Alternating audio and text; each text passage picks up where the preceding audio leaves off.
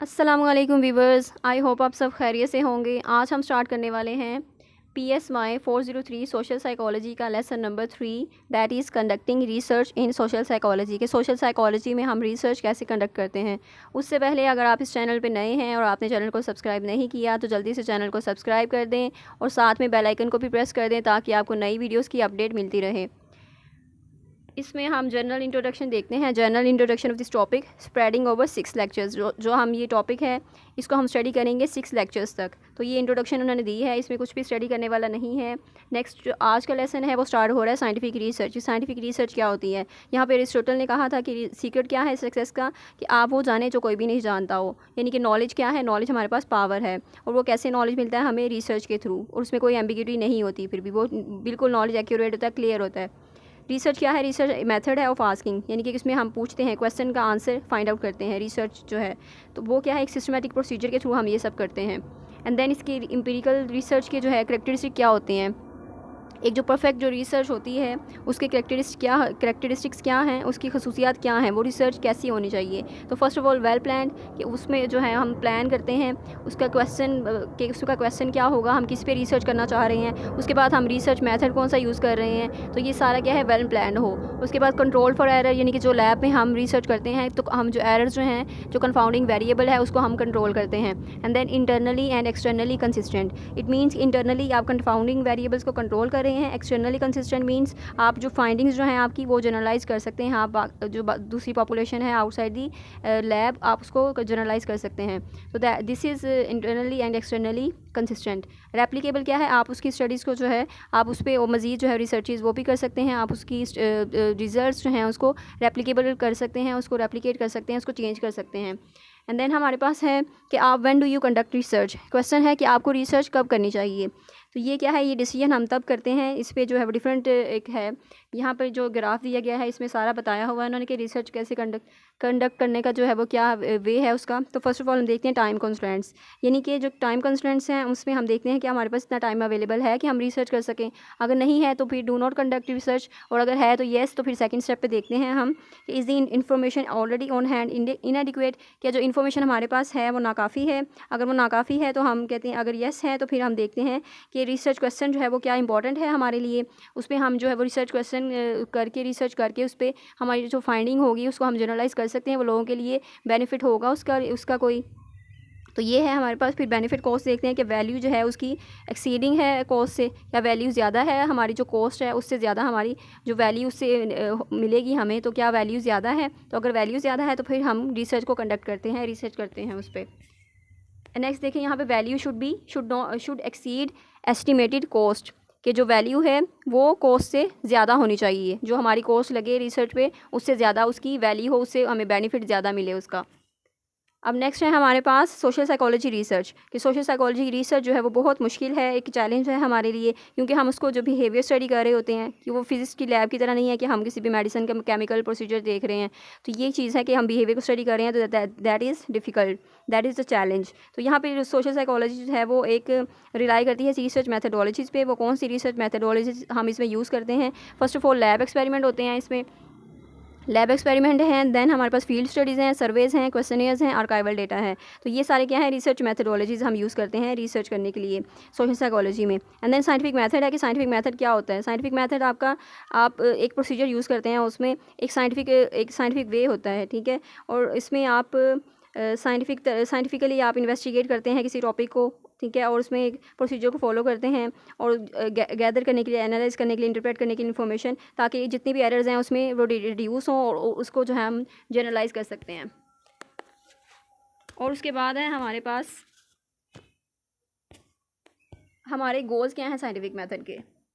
First of all ऊपर एक point है कि करेक्टरिस्टिक क्या है साइंटिफिक मेथड के। करेक्टरिस्टिक ये हैं कि हम रिक्वायर करते हैं सर्टेन लेवल ऑफ एक्सप्लेनेशन, यानी हमारी जो स्टडी है वो वेल प्लान हो, उसमें हम सब कुछ डिफाइन कर दें कि ये हमारे क्वेश्चंस हैं, ये हमारे वेरिएबल्स हैं। तो ये है उसका सर्टेन लेवल ऑफ एक्सप्लेनेशन, कि हम उसको एक्सप्लेन करते हैं। उसके बाद relies on empirical evidence rather than intuition. Intuition means आप अपनी जो कहते हैं कि मुझे ये लग रहा है इस तरह की चीज़ हो, तो वो लगने पर आप वो उस पर फोकस नहीं करते, आप एविडेंस देते हैं कि ये मेरे पास प्रूफ है, एविडेंस है, तो ये चीज़ इस तरह की है। तो ये है कि हम एम्पेरिकल एविडेंस पे जो है रिलाई कर रहे होते हैं। तो ये साइंटिफिक मेथड का एक प्रोसीजर है कि हम एम्पेरिकल एविडेंस पे रिलाई करते हैं। उसके बाद रिलाई करते हैं हम ऑब्जर्वेशन पे और एक्सपेरिमेंटेशन पे, यानी हम एक्सपेरिमेंट करके उस चीज़ को प्रूव करते हैं कि ये चीज़ जो हमें फील हो रही है ये चीज़ ऐसे है।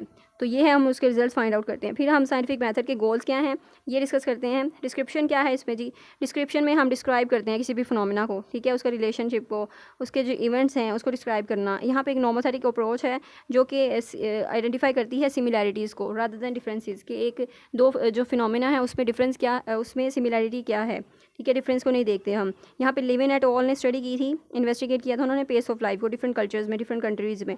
जैसे कि उन्होंने कहा पेडिस्ट्रन की वॉकिंग स्पीड जो है वो चेक की थी उन्होंने। तो उन्होंने कहा था कि जो रिजल्ट्स उन्होंने शो किए हैं कि जो जापान है उसकी फास्टेस्ट पेस है, उसके बाद अमेरिका है, उसके बाद इंडोनेशिया जो है उसकी सबसे स्लोएस्ट पेस ऑफ लाइफ है, यानी स्पीड ऑफ लाइफ, जो वॉकिंग स्पीड जो है उनकी लोगों की वहाँ पे बिल्कुल स्लो है। देन हमारे पास प्रेडिक्शन आते हैं। प्रेडिक्शन मीन आप फ्यूचर की, आप जो भी आप डिस्क्राइब कर रहे हैं फिनोमेना को, उसकी बेस पे आप फ्यूचर की प्रेडिक्शन कर देते हैं कि ये चीज़ अगर ऐसी है तो फ्यूचर इसका ऐसे होगा। तो ये डिस्क्रिप्शन पे बेस करती है प्रेडिक्शन हमारी। एंड देन हमारे पास नेक्स्ट पॉइंट है अंडरस्टैंडिंग का, यानी हम अंडरस्टैंड करते हैं किसी भी फिनोमिना को डिस्क्राइब करने के बाद, प्रेडिक्शन देने के बाद उसको ओनली स्टेप्स नहीं है अंडरस्टैंडिंग के। नेक्स्ट हमारे पास है कि हम उससे इन्फ्रेंसेस निकालते हैं, ठीक है, हम उससे कंक्लूजन निकालते हैं। तो वो कैसे निकालते हैं, हम टाइम ऑर्डर रिलेशनशिप देखते हैं या फिर हम अदर एक्सप्लेनेशन यूज़ करते हैं। जैसे फर्स्ट ऑफ ऑल है को वेरिएशन ऑफ इवेंट्स। को वेरिएशन में हम देखते हैं कि एक वेरिएबल चेंज हो रहा है तो उसका दूसरे वेरिएबल पे क्या इफेक्ट हो रहा है, वो दोनों जो है आपस में किस तरह इंटरेक्ट कर रहे हैं आपस में। अगर एक वेरिएबल चेंज हो रहा है तो दूसरा भी चेंज हो रहा है, तो ये है को वेरिएशन ऑफ इवेंट्स। जैसे हम कोरिलेशन में स्टडी करते हैं, अगर एक वेरिएबल चेंज हो रहा है तो वो इंक्रीज़ हो रहा है तो दूसरा वेरिएबल जो है वो इंक्रीज़ हो रहा है या डिक्रीज़ हो रहा है।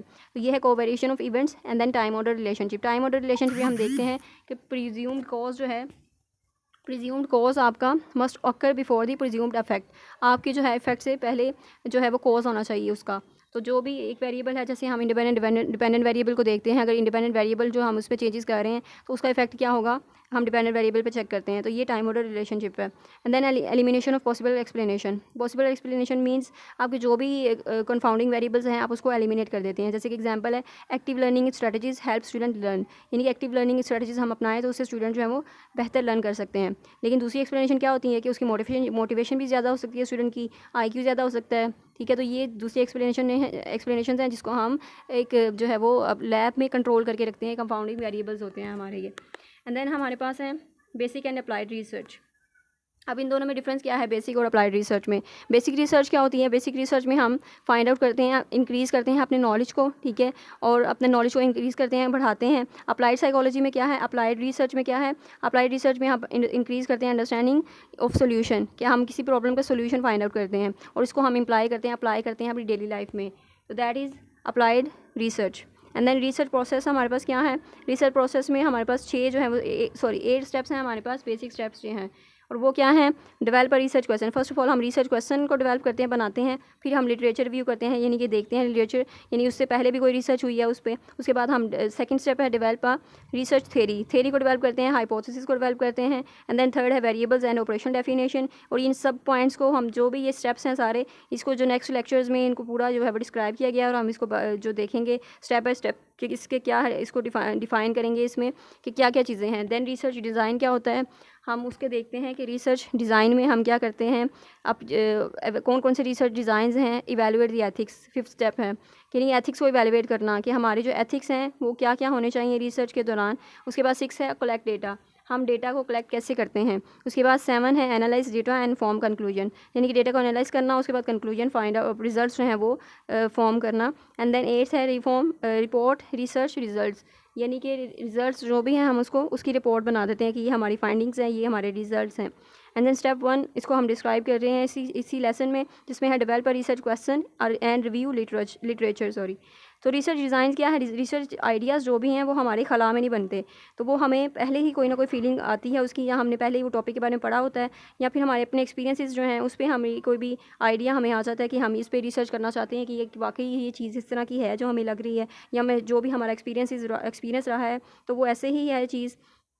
तो इस तरह मतलब हम या डिफरेंट हमने वो चीज़ कोई कहीं पढ़ी हो या फिर हमने ऑब्जर्व की है या फिर अपने कल्चर में देखी है, तो ये चीज़ें हम वो टॉपिक पे रिसर्च करना चाहते हैं और फिर हम उसके टॉपिक पे जो है वो लिटरेचर देखते हैं, लिटरेचर रिव्यू करते हैं कि उससे पहले भी किसी ने वहाँ उस पर स्टडी की हुई है क्या, और उस पर रिसर्चेज हुई हैं पहले भी, तो उसको हम सारा लिटरेचर को रिव्यू करते हैं, चेक करते हैं। And then